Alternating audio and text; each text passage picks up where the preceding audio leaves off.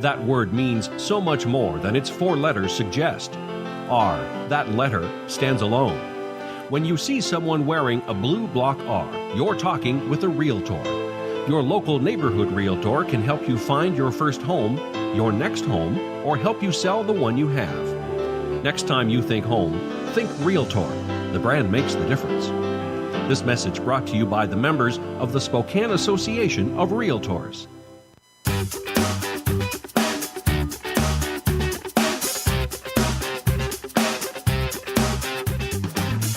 Welcome to Let's Talk Spokane, where host Ryan McNeese seeks out and discusses the latest on a variety of hot local topics. Now, here's your host, Ryan McNeese. Welcome to Let's Talk Spokane. I'm Ryan McNeese, and we're here with David Owen and Mary Ann of Elevations Foundation. And we've been trying to coordinate, actually, having them both come on the show here for a couple months. Due to schedules, it's tough to get folks in. But we were excited to get both David and Mary Ann in here because this is a great foundation, and people need to hear about it. I personally had an opportunity to go to the Ghost Ball, which was to raise money for this foundation. So we'll come back around to that. But David, Mary Ann, thank you for being here in the studio. David or Mary Ann, either, why don't you give us a little introduction as to what this foundation does? Well, Elevation was started back in 2012. We're a 501c3 nonprofit, and it was started to help families and kids meet their medical needs. A group of us in the community recognized that families were struggling to provide therapy for their kids due to high copays, high deductibles, high coinsurance, limited benefits. At times, some of the insurances did not cover any of the therapy that the kids needed, and certainly not any of the equipment. And so it was recognized as a barrier to access medical needs for these kids. Well, and David, if I could just interject, I don't think I said at the outset, obviously you've owned and participated in a physical therapy business for a number of years, and so your perspective, you're as close to the fire as ever to understand the needs of the people in the industry. Yes, I had so many parents coming into my office that could not afford to pay for the therapy. And families were having to choose between, do we pay for therapy or do we buy food or gas to get to work? And I realized that something needed to be done to help these families. And so Elevations was created through a group of community members, other people that, other therapists, parents with kids with disabilities came on board, and Elevations was born. Well, and my understanding, it really took hold. I think our community has reacted to this need that I think you definitely perceived, and it's really come to fruition in the last 5 years. Well, we've been, the Elevations has been providing benefits for the last 4 years. Okay. And each year we seem to grow and get bigger and bigger, getting more grant requests from families. That number is increasing. The need is increasing as deductibles have gotten higher and copays have gotten higher. And it's just been a struggle for families. So we look to sort of close that gap so that children can get the services that they need. And it's both physical and occupational type therapy? It's physical, occupational. Speech therapy is a big one because a lot of insurances do not cover speech therapy for kids. We've also done the hippotherapy, which is the horseback riding, therapeutic riding for kids. And we've provided funds for different camps, stuttering camps, through Eastern Washington University in the speech program there. and a lot of equipment. We've provided a lot of iPads for autistic kids so they can communicate with their environment, which has been a big one. Other pieces of equipment so that kids can learn to self-regulate themselves, whether it be swings or Dynadiscs or exercise balls or chew toys, something to help them regulate themselves. Right. And along this process, David, how did you and Mary Ann get in contact? How did you get involved with Elevations? Well, last year I had some time on my hands, and a friend of mine is on the board that I've known for quite a few years of Elevations. And so he knew a little bit about my background in nonprofits, and he asked me if I wanted to kind of get involved a little bit or just kind of meet with him and just kind of maybe hash out a few of the particulars. Almost consult to a certain degree. Yeah, so your background has been in nonprofits. Yes. What are some other types of organizations you've been involved in? Well, I was with Candlelighters for many years, and then we transitioned that to American Childhood Cancer Organization. We changed the name, so it's the same organization. I did that for quite a few years. So no doubt you did have the experience in the nonprofit, which does come with its unique challenges. Right. And so you came on board. So I came on board. Well, I kind of dipped in slowly, put your big toe in there. Right, yeah. And then I started to really learn about the organization and what we were doing and the need out there. Right. And all of these kids and the things that the families are facing. Do you let your child regress because your insurance benefits run out in September, and then you can't start them back into therapy until January? To me, that was just criminal. Right. And it's about these kids and how are they going to be able to reach their full potential if they're not getting the services they need when they need them now. Right. And so I just started to kind of get a little bit passionate about this organization and the work that we're doing, and also tracking a little bit more of what that need is that's out there in the community. Well, I think you're right. I think there's so many organizations that from a distance, if you stay at arm's length, you don't necessarily get good or bad, don't get emotional about it. But when you look closely, as you're describing with Elevations, and understand the needs that are out there, and let's face it, when we're talking about kids in our community, I think we're all equally moved by that. And I know, for one, the video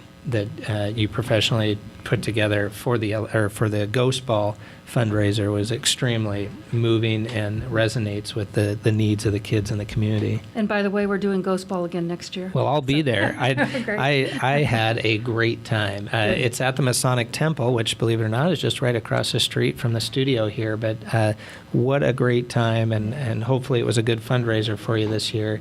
But definitely a good time. Definitely our best year yet. We doubled from last year, and we hope to increase again next year. Well, the good news is you keep increasing. The bad news is hopefully you don't move bigger than the necessity to be at that location, because it's such a perfect one for Halloween. I think it fits really well. Well, we'd like to be able to just cap it.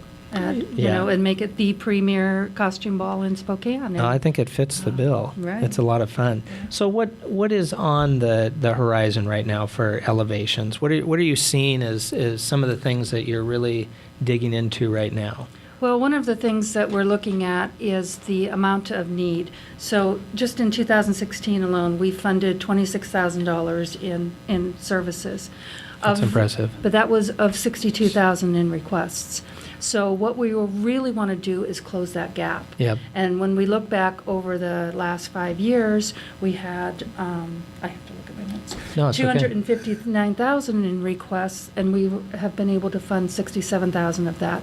So how do we, number one, close that gap, and number two, reach out to all of the children in our community that need our services? I think that's what would be one of the most difficult things about that, as you talk about closing that gap, obviously needing to find continued and new funding sources, but you'd never want to turn anybody down. Right.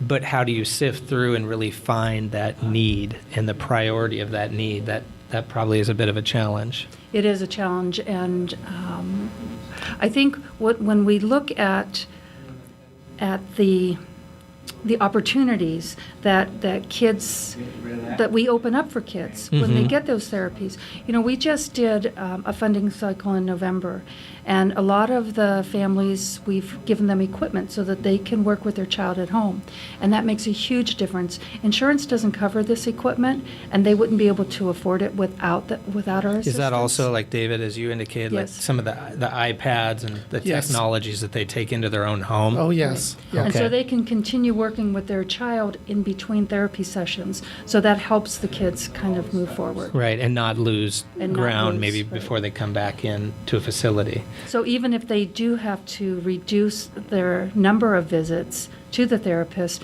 at least they can have something at home to be able to kind of work on. What do you see maybe as one of the challenges at the organization right now? I personally have met some of the individuals that have benefited from this organization, and those stories are absolutely heartfelt. I know those individuals certainly appreciate the service that you guys have created. What are some of the challenges, as you said, to narrow the gap, if you will, for funding? What are some other challenges potentially? Some of the other things that we're looking at is how do we reach out to the community even more and make sure that there are kids that are falling through those gaps and that people know about us. Right. And so being able to be on your show and do something like this, I think this is a wonderful opportunity for us to I kind of hope get the so. word out on what we're doing. So thank I you. hope, you bet. I appreciate you guys being here. And, David, how long have you been in the physical therapy business? 28 years. 28 years. Yes, I've Does it feel like every one of those years? Sometimes. But I've owned my current clinic for the past 15 years. We provide services just in the birth to 3 category, close to 200 kids. And then 0 to 3. Yep. Interesting. And then the 0 to 3 is kind of its own specialty Oh, gosh. within I our would think it therapy would be. world. And then over 3, we see probably upwards to 300 to 400 kids every month. I can't So- even imagine what your scheduling desk looks like for that. It gets a little challenging sometimes, but there's so many parents that come into my office every week where they're challenged financially to provide the services for their kids. And, these are families that they work, they have medical insurance, but either the insurance doesn't cover it, or again, the copays and the deductibles have gotten so high Right. that they can't afford it. And, for a parent to have to choose between the medical needs of their child and feeding their child or providing heat during this cold winter, It's certainly not a decision any of us would want to be in. No, it is devastating for a parent to realize that they can't provide for their child. Most of them are in tears when they're in my office. And the fact that we are able to help a lot of these families it's overwhelming to them. Well, and overwhelming to them, satisfying that you have created this foundation that potentially gives many, many families the opportunities to get these services. Let's take a short little break, come right back with Marianne and David and talk about Elevations Foundation that's helping out children in physical therapy, occupational, speech, physical therapy. Thank you both for being here. We'll come right back. Okay.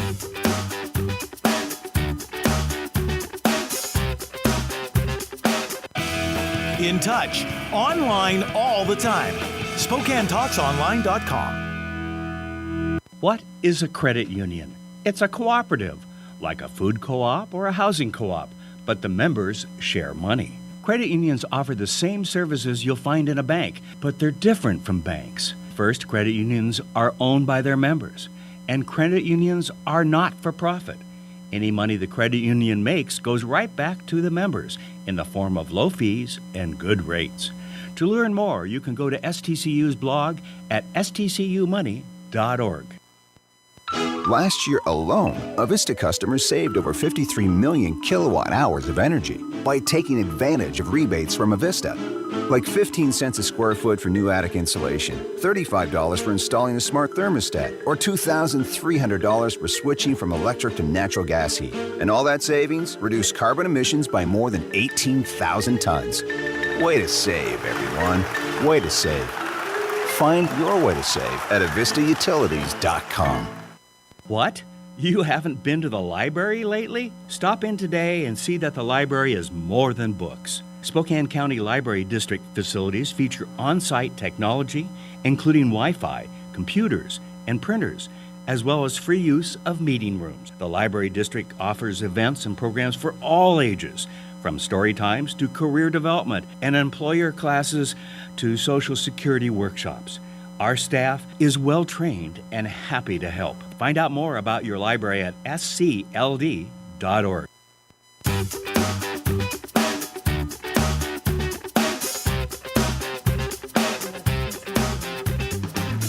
Welcome back. I'm Ryan McNeese, and this is Let's Talk Spokane, and we're here in the studio with both Mary Ann and David Owen talking about Elevations Foundation. Thank you guys both for being here.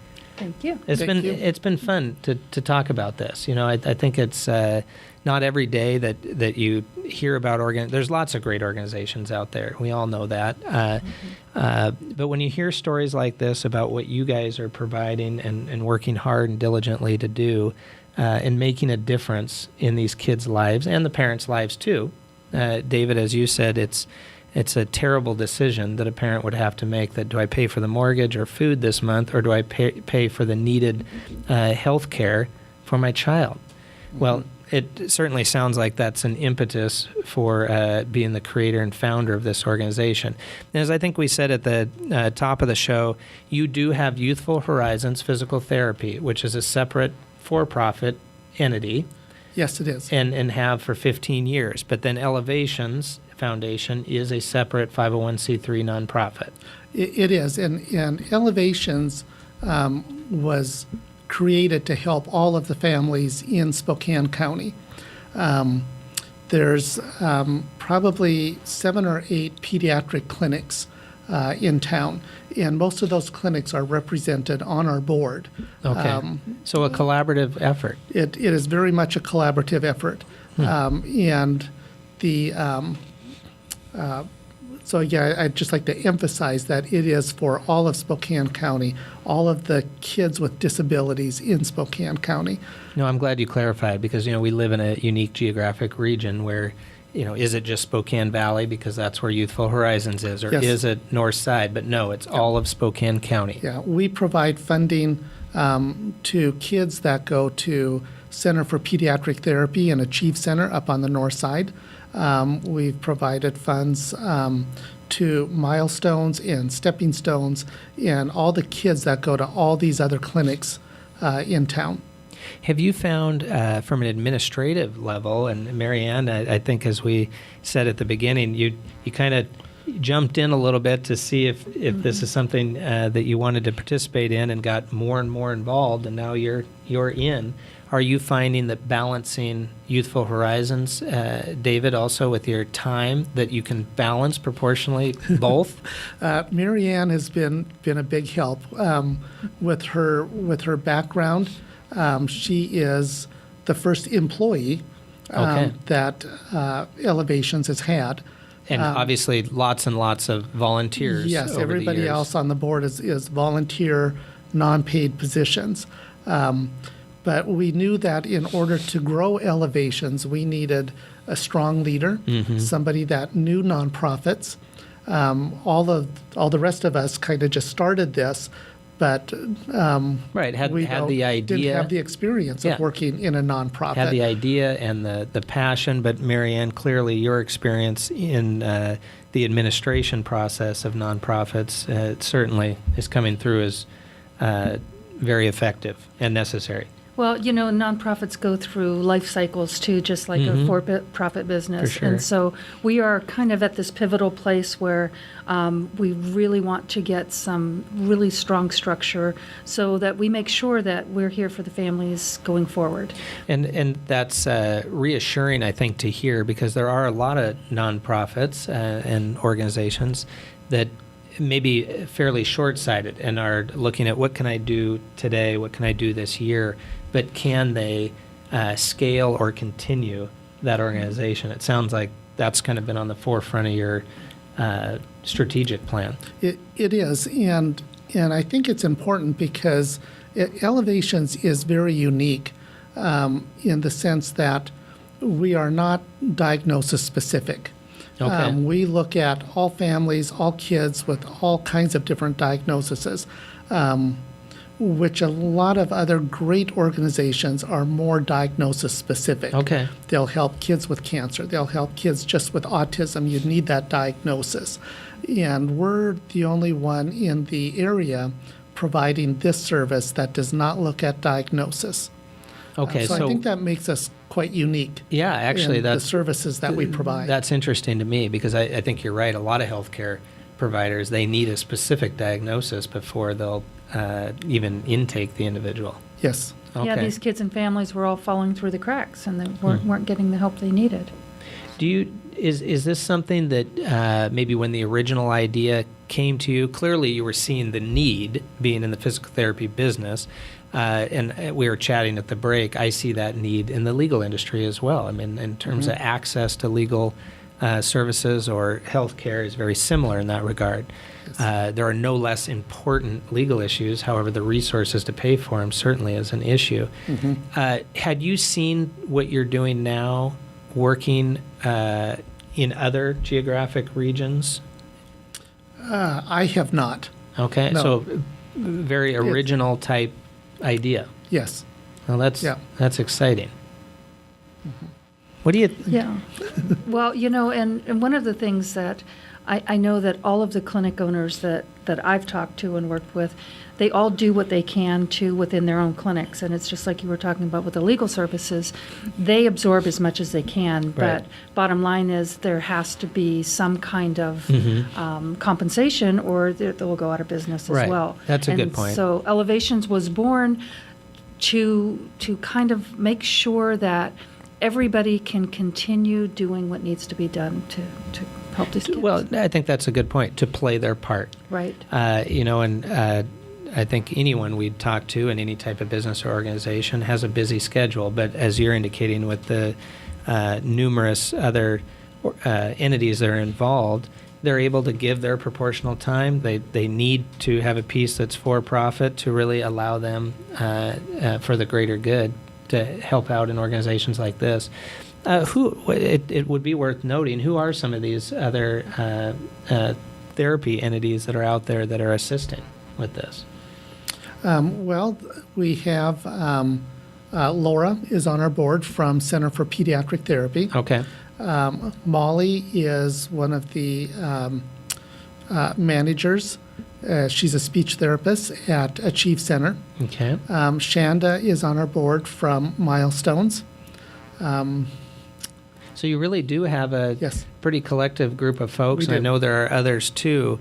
What would be, and this might be a tough question, but what would be a goal for the next year? I mean, everybody's talking about goals here as we enter into 2017.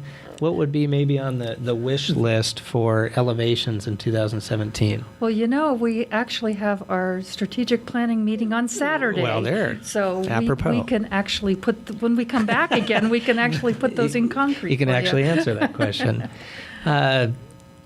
David, what have you found that some of your interests have been outside of the physical therapy world? I think we were just chatting there about how time-consuming running your business for the last 15 years has been, and there's no doubt there's many elements and complexities to running a for-profit physical therapy organization. But what do you find time to do outside of whether it be Elevations or Youthful Horizons?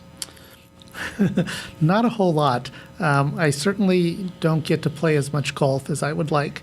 And so I think you're a hopefully- Gonzaga fan, though. And I am a Gonzaga fan, so I do get to go to a Zags game on occasion. On occasion. So, yes. Well, my son had an opportunity to go to the Gonzaga one-day basketball camp this Monday, actually, and I couldn't be complimentary enough to these players. And I think they were just rated as number 5 in the nation, I believe. But all the players across the board, and my son's 9 years old, so I'm telling you, when they had an opportunity to go through an autograph line with all of those players for a 14-0 basketball team, that was pretty special.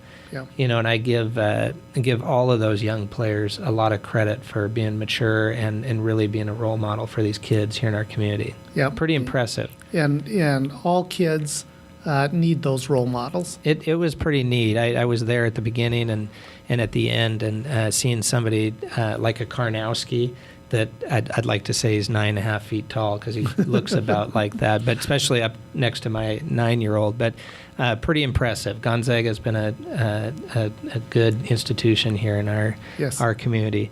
Thank you both for coming in today. As we talked at the outset, it's tough to make schedules work. You are both busy people. It is very obvious from our conversation and other conversations I've had with David that Mary Ann, your participation has been absolutely critical to seeing this organization move forward and move forward towards those 2017 goals that we talked about. So Thank you both for being here. Where can folks find more information about Elevations Foundation? They can certainly go to our website, elevationsspokane.org. Okay. They can follow us on Facebook.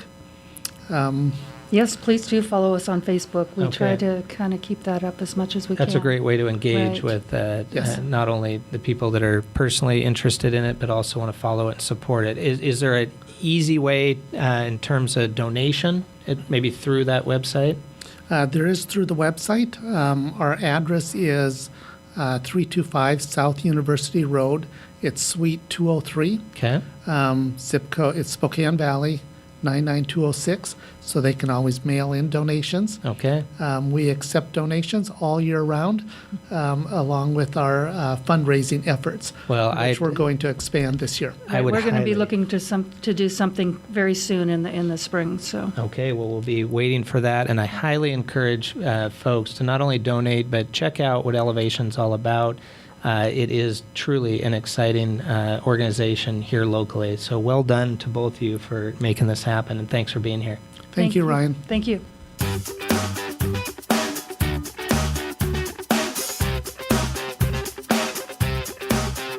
Let's Talk Spokane is produced in Spokane, Washington by SpokaneTalksOnline.com, which is solely responsible for its content. Ask us a question, recommend a guest, and hear this program again online anytime at SpokaneTalksOnline.com. Thanks for listening. Last year alone, Avista customers saved over 53 million kilowatt hours of energy by taking advantage of rebates from Avista.